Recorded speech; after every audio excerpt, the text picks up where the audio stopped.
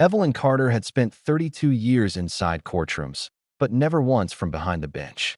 She was a janitor in the federal building downtown. Quiet woman, 64 years old. Wore the same gray sneakers every day because her grandson Malik said they made her look fast. Every morning before sunrise, she'd polish the courtroom floors while the city still slept. Judges passed her without looking up. Lawyers stepped around her bucket like she was part of the furniture. And Evelyn never minded. She believed if you worked honestly long enough, the world eventually noticed.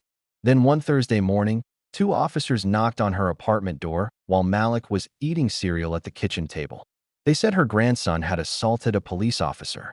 16 years old, skinny as a broomstick, honors student, never even been suspended. Evelyn laughed at first because the accusation sounded insane. But the officers didn't laugh. One of them shoved papers into her hands while the other searched the apartment like they were hunting an animal. Malik kept saying he didn't touch anybody. Said the officer grabbed him outside a convenience store because he fit a description. Said he got scared and pulled away. That officer was Daniel Hargrove. Decorated, respected, 20 years on the force, and white. By Monday, every local station was calling Malik violent, dangerous. The prosecutor said the boy attacked Officer Hargrove hard enough to injure his shoulder.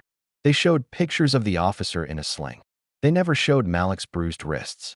Inside the courtroom, Evelyn felt the shift immediately. The smiles, the whispers, the prosecutor talking slower whenever she spoke, like age had made her stupid. And Judge Harold Pike. Lord, that man looked at her with pure irritation, like she was wasting valuable oxygen every time she stood up. When Evelyn tried explaining Malik was with her cleaning offices that night, Pike cut her off. Ma'am, this court deals in evidence, not grandmotherly fantasies. The room laughed. Even Malik lowered his head. Then came Officer Hargrove's testimony. Calm voice. Perfect uniform. He pointed directly at Malik and said, "That boy attacked me because he hates police." The prosecutor smiled like the case was already over. But Evelyn noticed something nobody else did. Hargrove kept avoiding her eyes. Not the judges. Not the jury's. Hers. That night, Evelyn couldn't sleep. She sat at her kitchen table, staring at Malik's backpack lying near the door.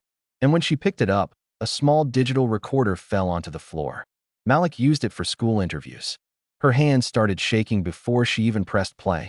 At first there was static, traffic noise, then voices outside the convenience store.